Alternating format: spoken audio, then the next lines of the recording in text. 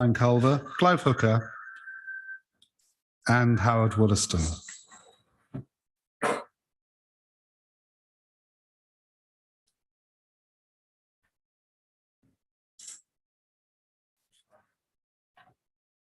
Are we still? No, okay.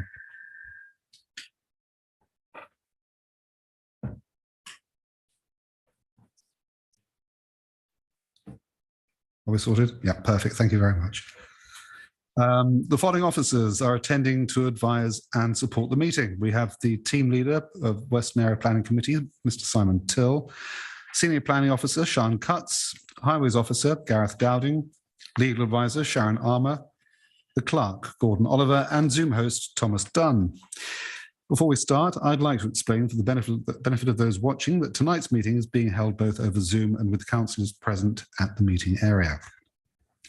Representatives making presentation to the committee have been encouraged to do so remotely via Zoom, but those here in person are equally welcome. The meeting is also being live streamed on YouTube. Please can I ask that everyone present in the meeting area make sure that they have their microphones placed in front of them and speak directly into it. If we hear the evacuation alarm this evening, we must leave the building immediately. Please proceed via the safe emergency exit route, which will be shown to us by the trained officers present. Please follow any instructions given by the trained officers. The assembly point is in the Market Street multi-storey car park, and anyone requiring assistance down the stairs will be assisted accordingly by the trained officers. Do members have any questions about the way in which the meeting will be conducted before we proceed? Good. Okay, item number one then, apologies. Mr. Oliver, do we have any apologies this evening, please? Yes, Chairman, we've had apologies from Councillor Claire Rolls and Councillor James Cole is substituting. Thank you very much, Mr. Oliver. On to item number two, the minutes of the meeting of the 23rd of February. Members, do you have any observations of those minutes, please? Councillor Culver. Thank you, Chairman. Yes, on page 9.19, it talks about the hostel buildings and renovation thereof. It's never been suggested that the parish council would renovate the hostel buildings. It should be referring to the Pickled Pig nursery building. So I think the two different buildings have just got confused there. And another point, find it. Bottom of page 13, the very last bullet point where it talks about the former gatehouse, and the final sentence says it demonstrated a lack of clear thinking about the employment need of the site. The point that was made was it demonstrated a lack of thinking about the use of the gatehouse.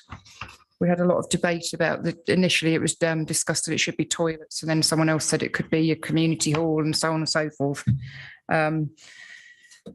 Yeah, so if that's acceptable to the clerk. Thank you. Thank you, Councillor Culver. Members, anyone with any other observations? Okay, with those amendments from Councillor Culver, I'd like to propose that those are true and faithful record of the meeting. Seconded, Councillor Barnett. Thank you very much, members. Show of hands, please. Thank you very much. With Councillor Cant and Councillor Cole. Thank you very much indeed. The same would probably be Councillor Hooker as well. He wasn't present. Thank you, Councillor Hooker. I couldn't see you over there. Thank you very much. Good, thank you very much. Item 3 now, declarations of interest. Do members wish to make a declaration of interest on tonight's agenda? Councillor Culver. Thank you, Chairman. This application this evening is in my ward, and I have been lobbied about it, but I'll make a decision based on the evidence and discussion this evening. Thank you.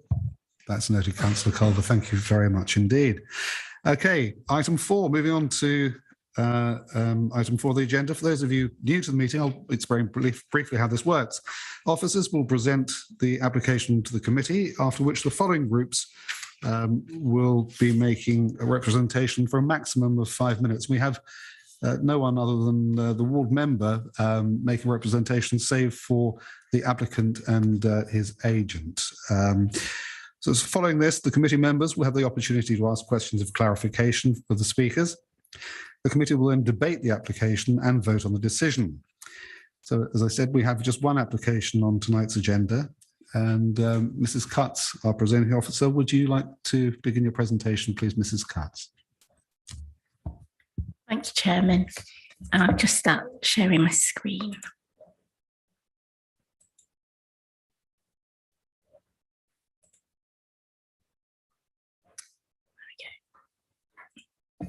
Right, thank you, Chairman. This application is for the construction of one 2-bedroom dwelling on garden land to the north of 31 Horn Street, Compton. The site is within the conservation area. It is not in a site at risk from river, groundwater or surface flooding. These slides, the first one shows the location of the site in light blue. The conservation area boundary is in orange and the flood zone is in blue on this slide. This is the risk of river flooding, which you'll see is outside the site. And this shows surface flooding, again, outside the site. The existing house is an end of terrace house, and it is proposed to set the new house back a little bit from the main frontage in line with the current single-storey part of the house. There'll be a separation of approximately 0.9 metres wide. And as you'll see here from the elevations, the ridge height and eaves height is lower than that of the existing house. This is the rear elevation, the north elevation and the south elevation. The application was amended during the course of the application to provide amended car parking and to alter some of the windows and to add solar panels on the east elevation. 2 car parking spaces are proposed to the front of the house. I'll just go back to the slide.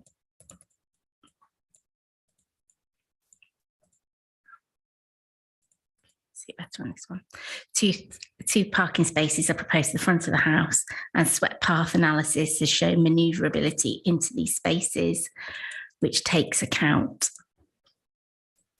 of the potential for car parking opposite the site. These photographs show views of the site and the houses in Meadow Close to the west and northwest of the site. The land immediately to the north of the site is a garden serving 1 Meadow Close. This application is coming to committee because there were 10 or more objections. There were 13 objections and 6 representations in support of the application. Moving on to the key consultation responses, Compton Parish Council have raised objections as summarised within the report on the grounds that the proposal constitutes garden grabbing, the infilling is not supported by the village design statement or neighbourhood development plan, concerns about the impact on the conservation area, earthworks on the site, impact on neighbouring gardens, congestion, highway safety, and potential flood risk. Further comments were made about the parking survey and the narrowness of the street. Highways have raised no objection, however, they will advise the committee separately. Thames Water did not raise any objections. They have made reference to high infiltration rates during certain groundwater conditions and reference the need to consult with the local lead for flood authority with regards to surface water drainage. The Conservation Officer raised no objections to the proposal, but was concerned about visual impacts should the 2-storey extension at 31 Horn Street, which has been granted permission, and the proposed house were to be built, that they would result in a cramped form of development. However, on balance, considering the space available to the north of the site, the sympathetic design, which is sympathetic to surrounding houses, that there would not be harm to the character of the area, the wider street scene, or the rural character of the area, or intrude onto the AONB. No other consultation responses were received. There were objections from 13 contributors and representations from 6 supporters. All of these are summarised within the report, and the objections refer to highway safety, impact on the character and appearance of the area, privacy, loss of views, garden grabbing, insufficient sewage capacity in Compton, that there's no need for the development, the flood risk, and following the submission of the amended plans and parking survey report, there are further objections regarding that survey and its timing during pandemic. The comments in support of the application are also summarised in the report and refer to it being appropriate to have a smaller dwelling for younger residents within the village, that there is already a precedent for building new homes on gardens, that creating parking, off-street parking for the house may actually alleviate some of the hazards in Horn Street. It will be quicker than waiting for the Purbright houses, that it is an appropriate design and that it is better to build in the village rather than in the countryside. Moving to the main issues within the report, the site is situated within the settlement boundary and policies ADPP1, C1 of the housing sites DPD and policy C1 of the Compton neighbourhood plan support the principle of new housing within the settlement boundary. The site is within the conservation area and policy CS14 and CS19 require good quality design which respects the character and appearance of the conservation area. Policy C1 of the neighbourhood plan also sets out criteria for infilling development to ensure that new development is in keeping with its surroundings. As shown in the proposed elevations, the building will be of a lower ridge and eaves height, is separated from the adjacent house and will be set back from the road.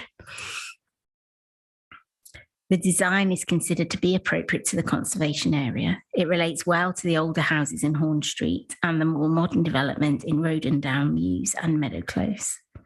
With the open space to the north, it retains the open corner and feeling of openness at the northern end of Horn Street.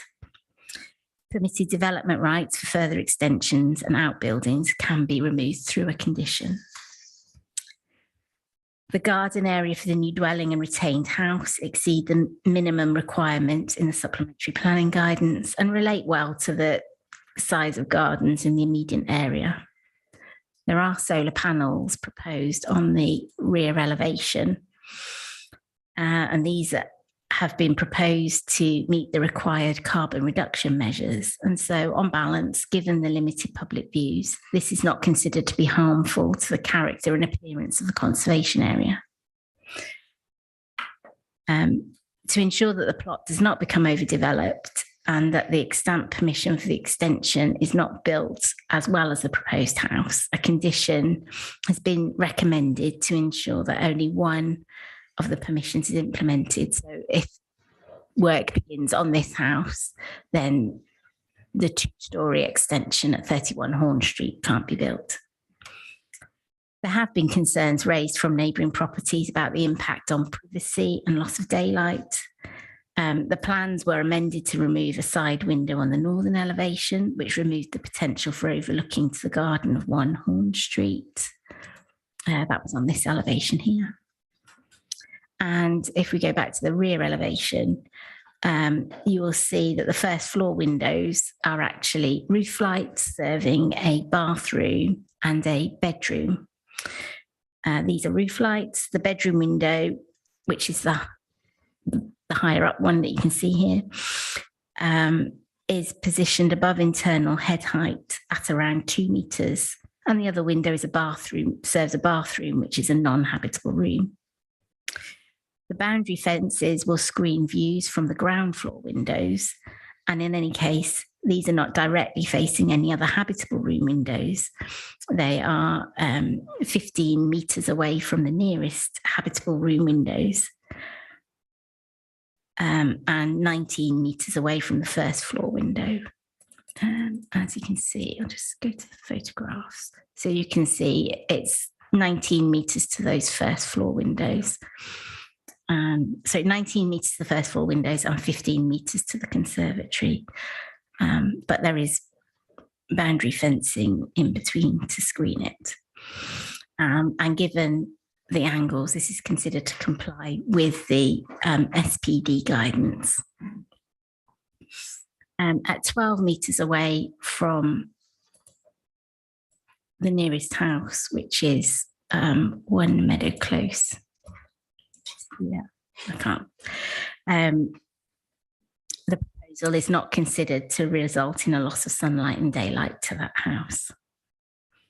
There have been objections to the flood risk, objections on the basis that the proposal will result in additional flooding. However, as you can see from these slides, the site is outside of any flood risk area from surface water flooding or river flooding. There were concerns from Thames Water to ensure that surface water does not discharge to the sewer, and this can all be dealt with in a pre-commencement condition for a sustainable drainage scheme.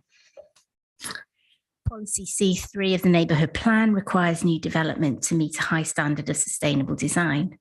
An energy statement was submitted setting out how the proposal would meet this criteria, including the photovoltaic panel on the west elevation and the use of thermally efficient materials and high levels of insulation. It wouldn't be appropriate to orientate this particular building to maximise solar gain as suggested by the policy. However, overall, the details submitted in the energy statement are considered to meet the requirements of policy C3.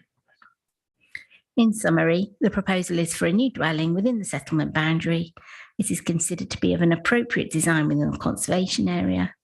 The proposal meets the requirements of the Highways Officer and will not be harmful to the living conditions of nearby dwellings and is of a sustainable design and construction.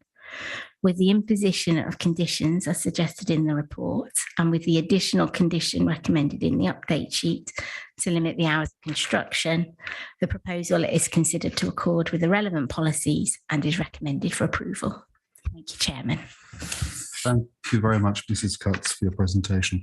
Members, before I go to Mr. Dowding, in my eagerness to get on with the business, I've neglected, having got your approval of the minutes of the 23rd, to sign those. I'll just do that now, if you indulge me one moment.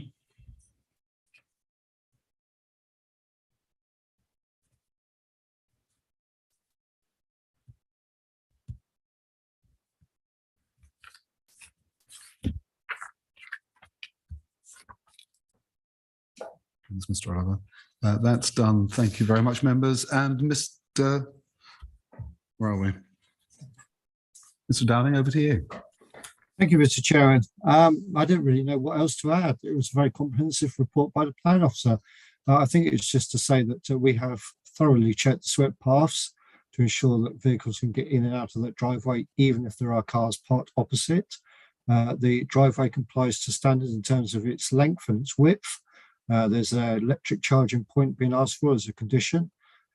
We have checked the visibility displays. Visibility displays are either within the control of the applicant or within highway. The visibility displays have been based upon a speed survey taken at the point of where this property is to ensure that we have the correct speed for the correct visibility.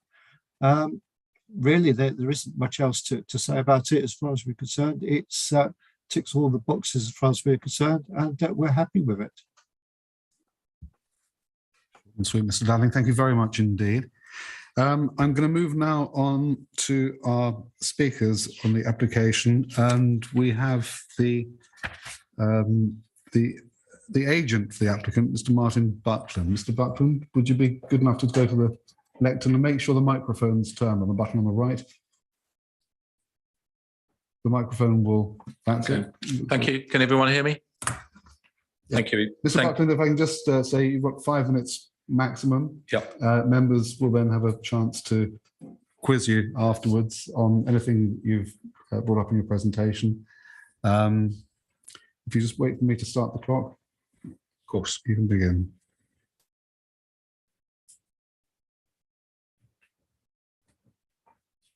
Okay. Off you go. Okay, thank you, everyone. Thank you for the opportunity to speak speak this evening. I think just like to say that both myself and Mr. Bruin, the developer, are both locals in the village. We've lived in the village for over 30 years. In fact, I live just around the corner from this site and have done. I lived in both Meadow Close, which was mentioned several times in the plan application. I now live in Whitewalls Close. I walk down Horn Street, or I drive down Horn Street 3 or 4 times every day. Outside of what I'm here, I obviously have an interest around it and some of the information that's come from there. I mean, I will just say, as a person who regularly uses that route, it's a well-known single-track road because cars are always parked at some stage down Horn Street, and traffic speeds are very slow. And in 30 years, I've never been run over or nearly collided with anybody on that. People using it are generally locals, or they work in Baxter's, which neighbours my property, and people know the nature of the road. I was obviously very pleased to see that the development that's proposed here deals with lots of the issues and brings benefits to the local community. And whilst I understand that always within built-up areas you're going to have local objections from people who are impacted next door, I think it is noticeable that this application also had a lot of support from people in the village, probably just as many households that objected as well. I think it's clear to see that the application is fully supported by the NDP. And I think in reading the very detailed and comprehensive planning report from the professional planning team, that it meets all of the requirements and ticks, as was said today, ticks all the boxes in terms of what's required, in terms of fully meeting the planning conditions within the NDP. I think the really important thing about this scheme is there is a precedent for infill in Compton. There's been a number of schemes, and this is the first one I've seen that actually creates an affordable dwelling for younger people. It's supported. Sorry, tell me what's it? Buy to. Help to Buy. Help to Buy. It's within the Help to Buy scheme. I mean, both myself and Mr. Bruin have older children living at home who currently are having to look at elsewhere and move away into Newbury or Thatcham, away from the village, because there's nothing affordable for them. We understand we may have a larger development with affordable homes coming up, but that's years away. That's years away from happening, and we've got lots of younger people in the village now who are being forced to leave. So, in that sense, this is one of the few schemes that have come up in our village community that will allow the option for a starter home. Including, to say the renovation of the other property, which was in an extremely rundown, almost inhabitable condition. So, in essence, this development is providing two dwellings at the sort of lower level of housing in Compton. That's 1 minute, please, Mr. Buckley. Okay. And I think just finally, I'd sort of like to say that the developer here has worked very closely with the council. He's made lots of changes to the application to make sure all the boxes can be ticked. He has volunteered to give up the additional extension on the other property if the planning condition is granted for this house. And as you can see, he's changed the lighting, the windows, solar power, electric charges. So he's worked very hard to make this happen. And I think myself and a number of people in the community see this as a very positive development.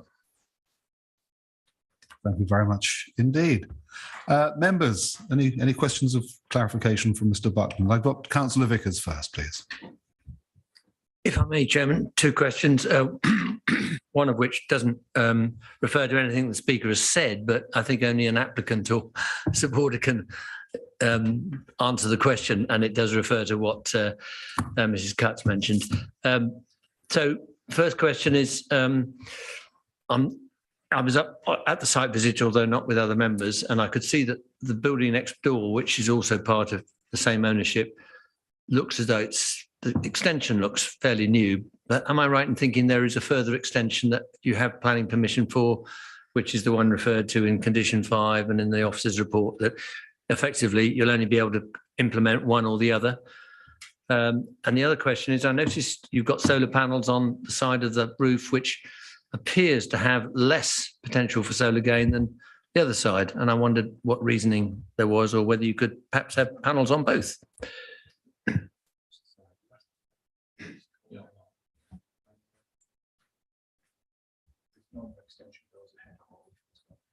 Yeah. So it's obviously in terms of first thing, yes, you're absolutely correct. So there is an extension that has planning permission on the existing property, which will not go ahead if this planning permission for the 2-bedroom house is granted. So yeah, and in terms of solar, I believe the solar panels are on the west side of the property, which, from my understanding, because I have an east-west roof as well, that is the better side than the east. Councillor It does say the rear elevation in the property, which I understood to be the southwest facing rather than. So yes, okay, right, Yeah. got it. Yeah. Okay. Thank you very much, Councillor Vickers. I've got Councillor Abbs next, please. Yeah, thanks very much, Chairman. Yeah, I'm just wondering how you're squaring off the parish council objection with the comments you made about the need for affordable homes, because I'm pretty sure the parish council would have taken all of that into account before saying, actually, they prefer not to have this go ahead. I think all I can speak is from experience. I was surprised at the level of objections from the parish council, given the nature of this development. But having been involved in a number of developments, they are generally quite heavy on their objections to any planning within the village. I think all of their objections have been fully dealt with by the planning committee, and I don't think there was any doubt left around any of the objections. And I would hope, obviously, that the parish council would support the fact that this does provide a new starter home and something affordable for a local person to use. Okay, thank you. Councillor Abbs, you're happy with that? Thank you. Councillor Culver. Thank you, Chairman. I was just wondering, could you expand upon what the actual materials you're going to be using for the roof and the brickwork? Because I know one of the things that's going to be discussed this evening is the village design statement and making sure that things fit in with that. So I was just wondering if you could very briefly say what that is.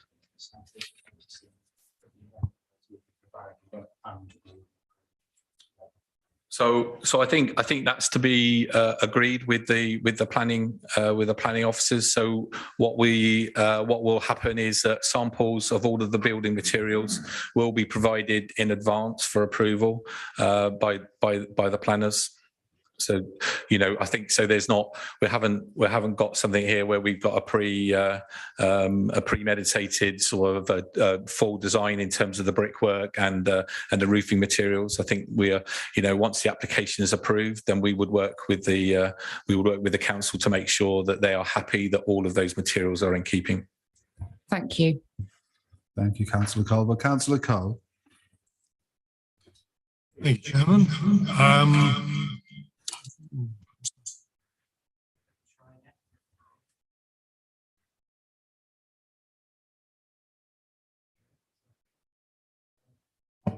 About putting the microphone on.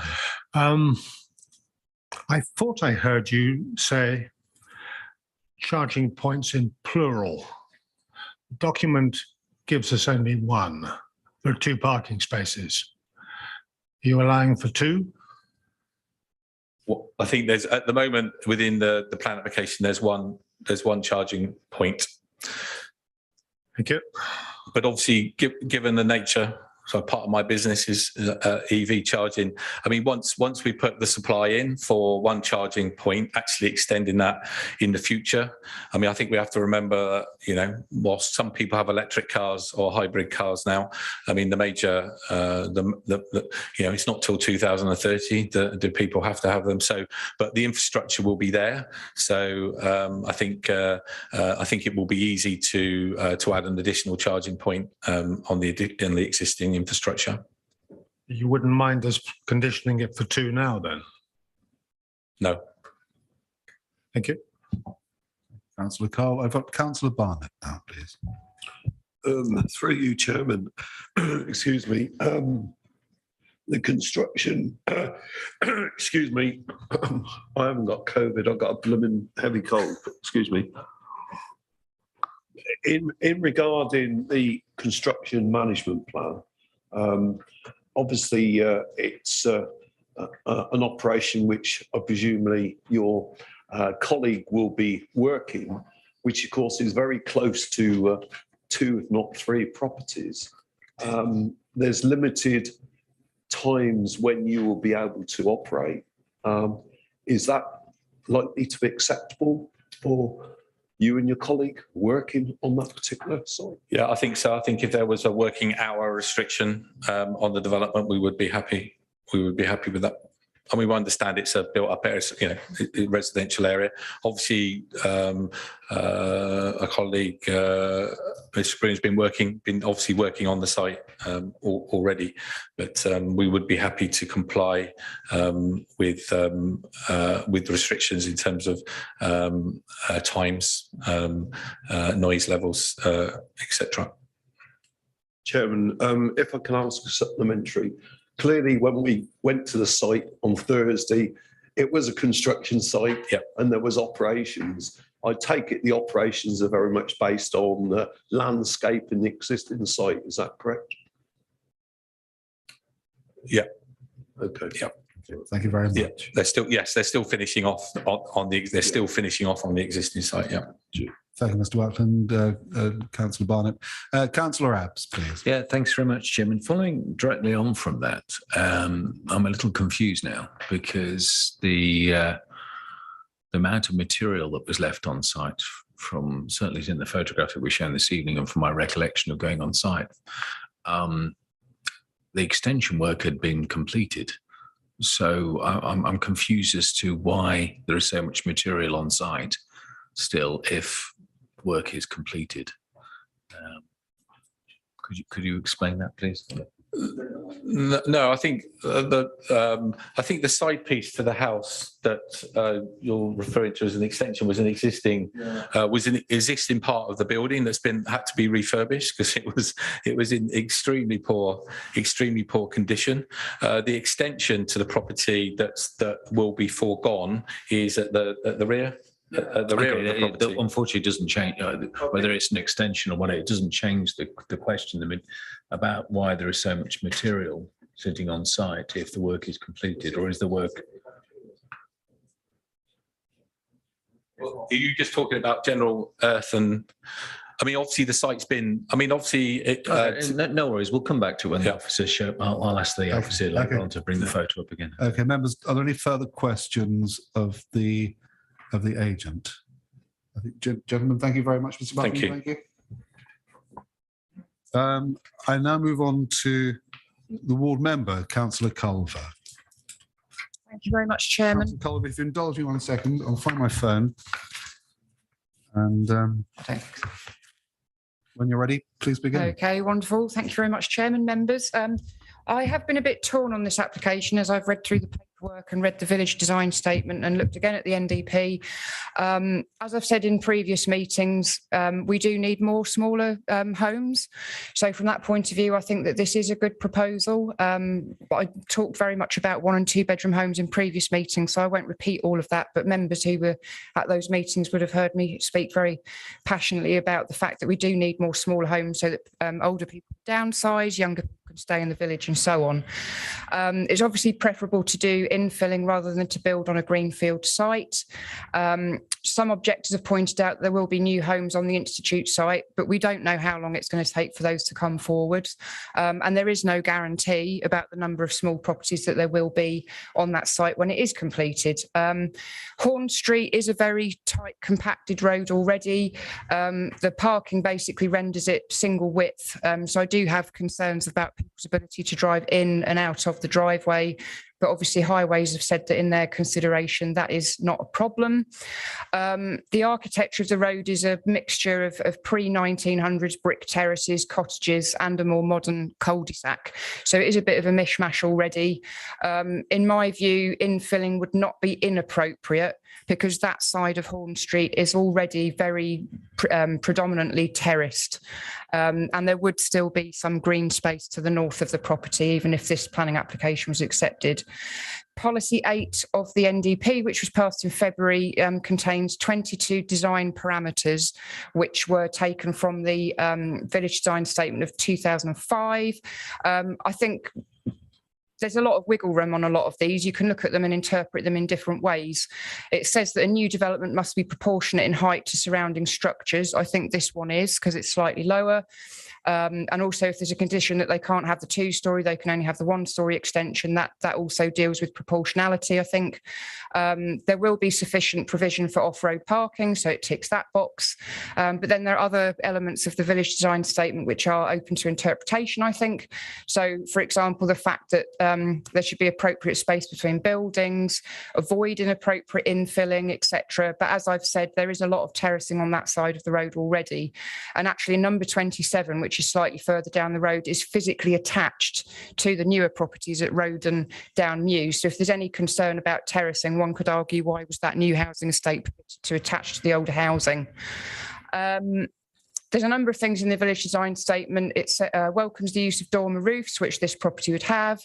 It talks about gable buildings, which this building is. It talks about clay tiles and slate, and I understand from the agent that they are happy to discuss the materials. So I think if we could condition that, that would be good. It welcomes porches, which this building has got. It talks about something called the Lady Wantage style dormer, but as far as I'm aware, there's only one other property on that road that has those, and I don't even know whether they're produced anymore or not. But perhaps the applicant might like to think about whether it's possible to use those if they are available. And it also talks about the use of fences and iron railings and so on. And I'm conscious that there is a proposal to use close board fencing. So I don't know if there's any way in which that could be revisited. So perhaps that doesn't look as solid and imposing on the surrounding area. And the only other thing I would mention, Chairman, I think it would be quite good if it's possible for the solar panels to be of a brown hue. I've been to see sustainable development sites where the solar panels have been brown and they very much fit in with the roof tiles. And I think that may possibly allay the concerns of the people on Meadow Close if they look out onto that property, if they don't have silver solar panels facing back towards them. If there's something that fits in a bit better, I think that would probably be welcomed as well. So those are my thoughts, Chairman. I think on balance, having looked at the NDP and the village design statement, I think this is an acceptable proposal, but there's obviously, room for debate and interpretation. Thank you. Thank you, Councillor Culver. Members, any questions of the ward member, please? Councillor Cole, please. Just a very quick one. The applicant says that the NDP is fully supported. You might not go quite that far, but you're comfortable that it is supported enough to go along with this, is my impression. Yes, I believe it is, Councillor Cole. Yeah. I mean, as I mentioned, some of the stuff in the village design statement, which was then transposed into the NDP, there's wiggle room and it's open to interpretation. But having looked at it in detail, I think there's more things that are fulfilled than are not fulfilled. Things like the Lady Wantage dormers, I think I don't even know if they're produced anymore. Thank you. Thank you, Councillor Culver. Members, no further questions of the ward member? We'll now move on to questions of clarification from officers, please. And I've got Councillor Wollaston to start me off, please. Thank you, Chairman. I'm just interested in the bathroom window. Is it proposed that will be an obscure glass? Mrs. Cutts?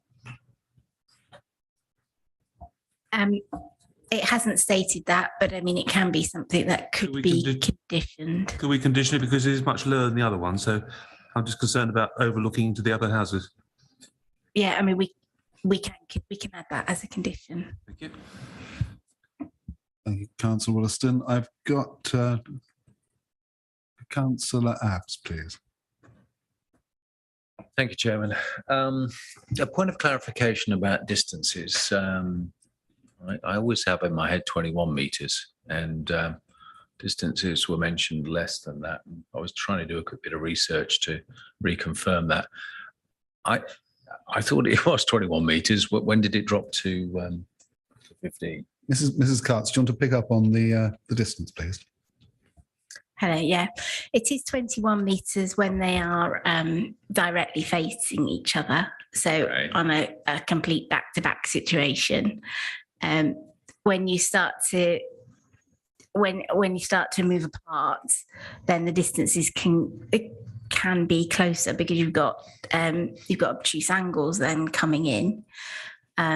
Given this distance, I mean, at ground floor level, the boundary fencing stops any view at ground floor level. The first floor window from the bedroom is a roof light, and it's 2 metres above the internal ground floor level. So there is no overlooking from that. Well, just to be clear, you say 2 metres. The bottom of the window is 2 metres above where my feet would be. Yes, that's correct. So I can't see out of it. Okay, thank you. Thank you, Councillor Abs. Before I move on to Councillor Vickers, I'll take Chairman's privilege and ask a question, please, of Mr. Dowding. We heard from the ward member, Mr. Dowding, about the concern about the pull on and pull out of vehicles onto the highway. Are you clearly you are sufficiently content that is? Yes. Would you like me to explain a bit more? If you would, please. Yeah. Certainly. Yes.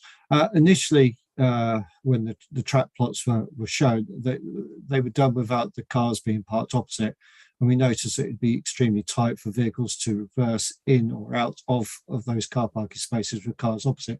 So we asked the applicants to widen the frontage area for the car parking spaces so that cars would then have more swing to get in and out of the driveway, and also to show those track plots with vehicles parked opposite to clearly demonstrate that even if a vehicle was opposite, the car could get in and out, and there's sufficient room within the car parking area in front for a car to be parked there and for another car to go in and out. So it's not as if they need both spaces for a car to get in and out. A car can get in its own space while another car is parked there.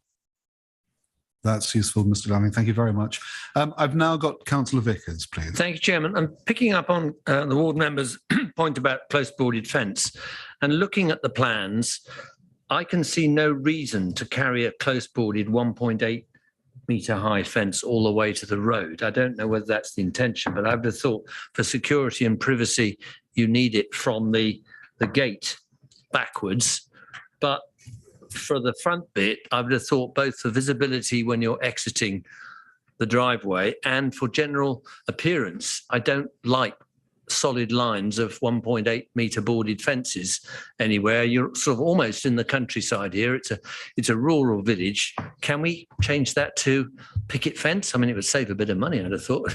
Picket fence rather than a closed boarded. Mrs. Cutts, is that something you'd like to? Yeah. On the version of the plans that you can see. Would you like? Would it be possible to bring those back? Yeah, up, I'll put the plans back up.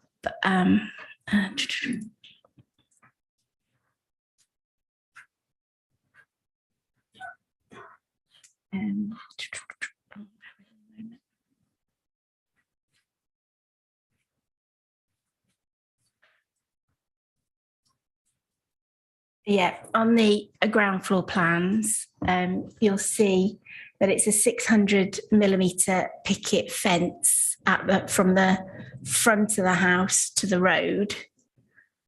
And then the close boarded fence is between the two back gardens. So it is A picket fence at the road frontage, between the road frontage and the house. That's a. On both sides. I Both sides of think the there's property, an because it's not shown on existing. like that on the north side. Yeah, I think there's actually an existing fence on the north side. Councillor Vickers, are you content with that? Yeah, as you can see, there's actually there's an existing fence in the neighbour's garden.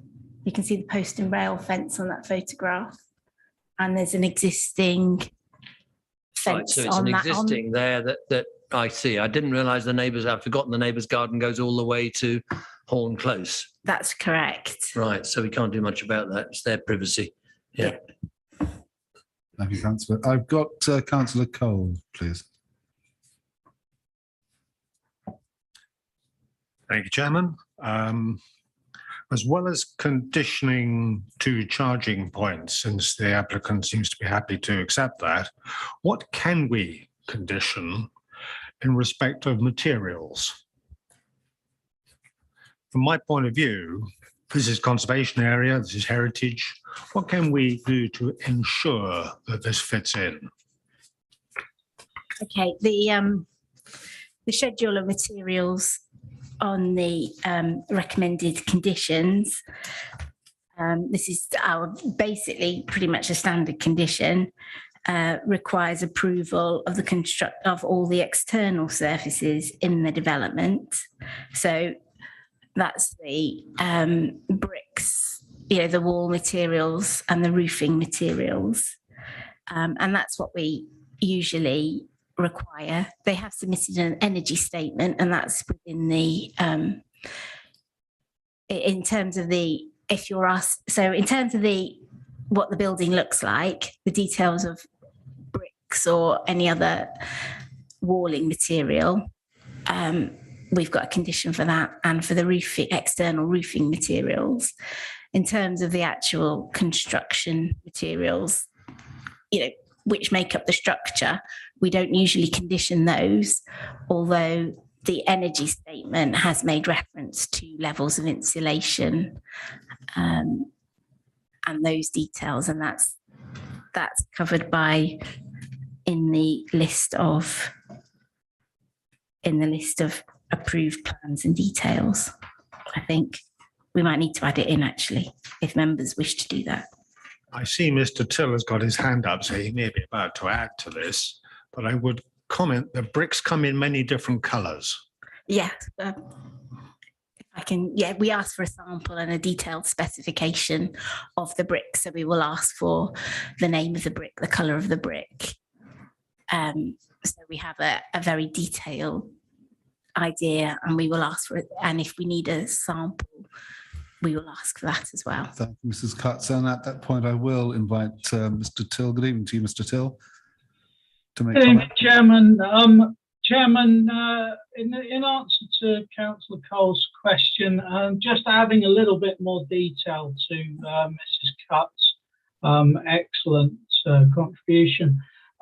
Yes, we already have a condition that would allow us to control matters such as brick colour.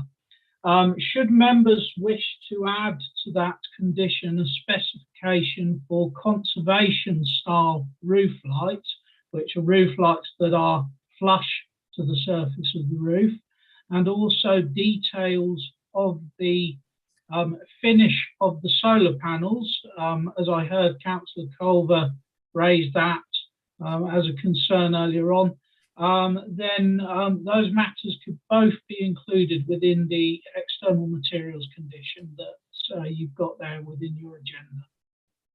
Thank you, Mr. Till, for clearing that up. Councillor Cole, does that satisfy your? Certainly does. Thank you very much indeed. I've now got Councillor Cole, please. Thank you, Chairman. I was basically going to ask the same as Councillor Cole, actually. I'm grateful to Mr. Till for providing reassurance on that. If we could say in the condition that we are mindful of the village design statement and the NDP, because it mentions something called soft brindle or heather brick, for example. So if that could be used when discussing what materials to use, I think that would be very good. Thank you. Thank you, Councillor Culver. And I've got Councillor Abbs next, please. Thank you, Chairman. And sorry to come back to the angle again. It's probably for more for future knowledge than specifically tonight, because I'm sure we can condition things. When we start to come down from 21 meters, how many degrees do I? Because 15 meters is the closest. That's a 25% drop. It's a lot. Which, when I look online, it's not really that much of an angle between, admittedly, a window that will be very difficult to see out of and the conservatory. So I'm just wondering if I can have, for future reference, a bit more information about what angle things drop. Thank you very much for the question, Councillor Abbs. I'm going to go back to Mr. Till, please.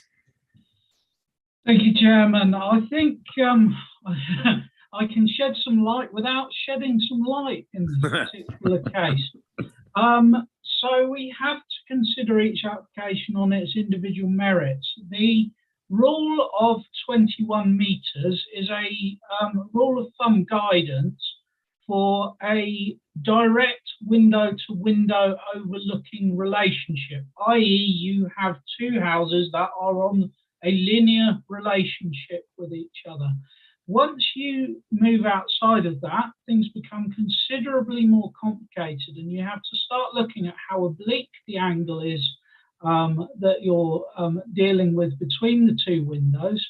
And also you have to, as part of this, consider existing relationships within built form. So where you have other windows surrounding the rear of a property, you should consider that context and the fact that there is already an erosion inherent within that relationship of the privacy of the neighbouring property. So officers make quite a careful assessment wherever that 21 metres standard is eroded, but we do so very much on the basis of looking at the particular circumstances of the site. And in this particular case, you have a number of buildings surrounding the site that already have window-to-window overlooking style relationships to a certain degree, and this would not be worsening that situation as your officer's assessment.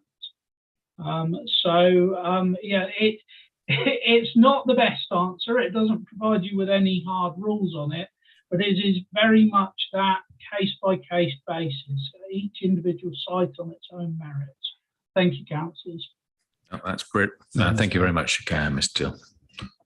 Thank you very much, both. I've got Councillor Vickers next. Please. Sorry to come back on another one, but I just remembered that Councillor Barnett mentioned hours of work, and I don't think we'd picked that one up, or have I missed officers picking that one up? Mrs. Cutts, that is one of the conditions. Is that a reasonable thing to ask for? Because I think the applicant seemed to be happy with it.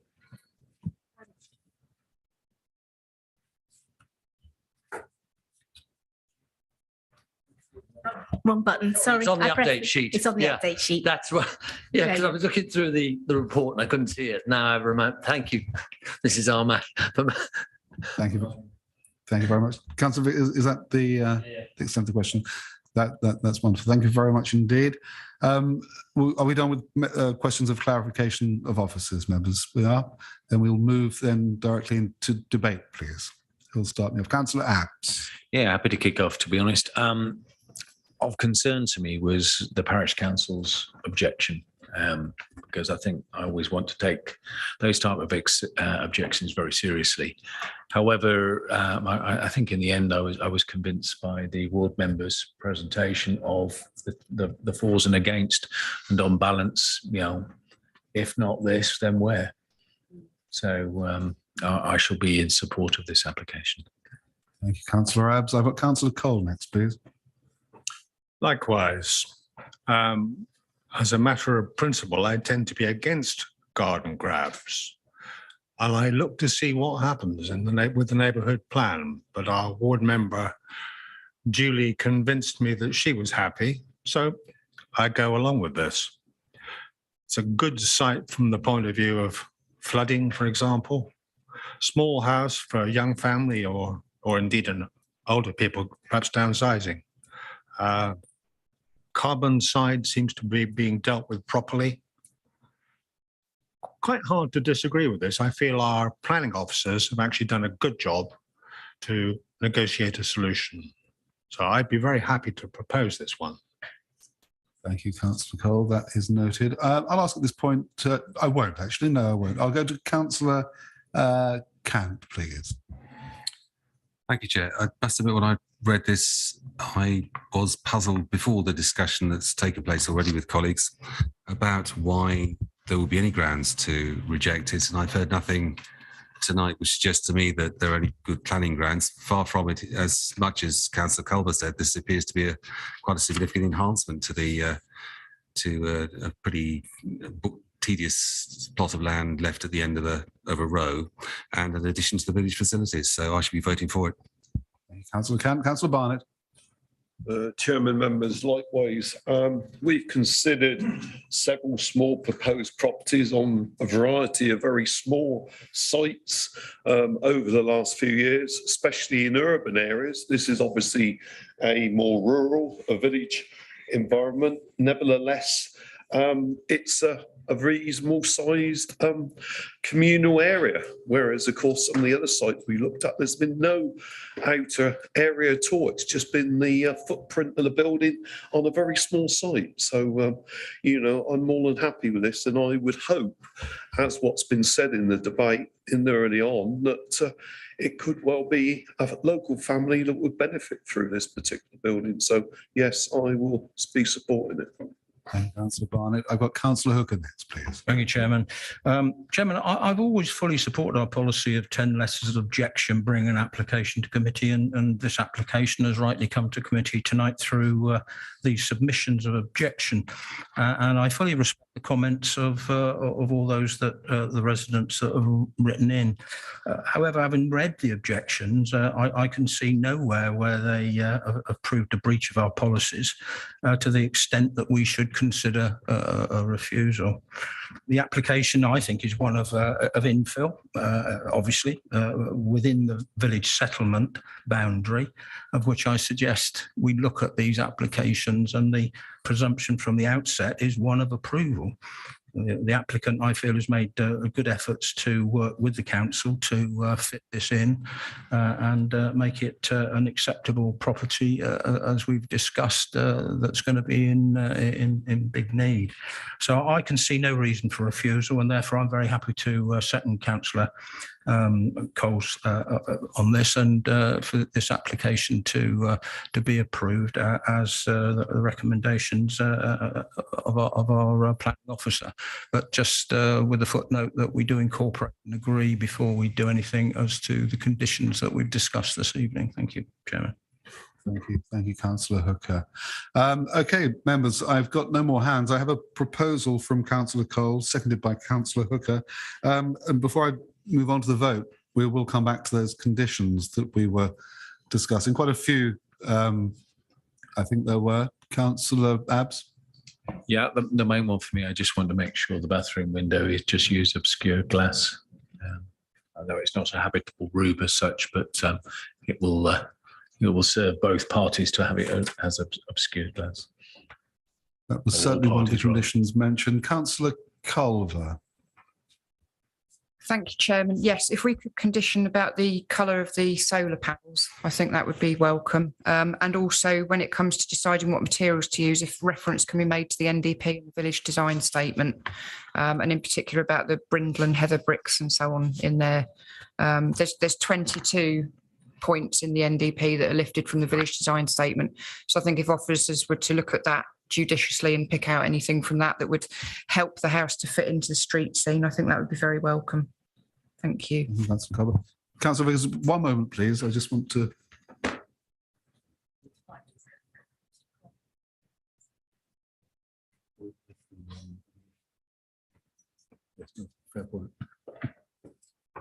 Councillor Vickers, before I come to you, I will go back to Councillor Cole, who proposed. There was a condition I think you mentioned, wasn't there, about the chargers? Sorry, could you repeat that? There was a condition I think you mentioned that you like added regarding two chargers. Two chargers. And there was a suggestion from Mr. Till about conservation roof lights. would make sense. That is noted. Thank you, Councillor. Councillor Vickers? Well, actually, it was the two charges I was going to come back on. I wondered if this was a reasonable one to insist on as a condition. I mean, I'm all in favour of having as many electric charge points as we can get. I've just installed one in my own home last week. And, you know, it costs a darn sight more to retrofit them than it does to put them in when you build. But is that, I don't know whether Mr. Dowding or officers would like to comment whether that's a reasonable one to demand. I take your point, and on that one I will. I know we're in debate, members, but I'm going to cut back to Mr. Till, who I think is still there. We are, Mr. Till. Can you please comment on that one? Thank you, Chairman. Now, I'll actually defer to Mr. Dowding for his advice in terms of what we usually request before I comment on whether this is a reasonable condition. Mr. Dowding, thank you. Thank you. We normally insist a minimum charge of 7.2 kilowatts hours on these charging stations, but we don't actually specify whether it's a single or dual plug. That's obviously up to the applicant at the time as to what he would wish to supply.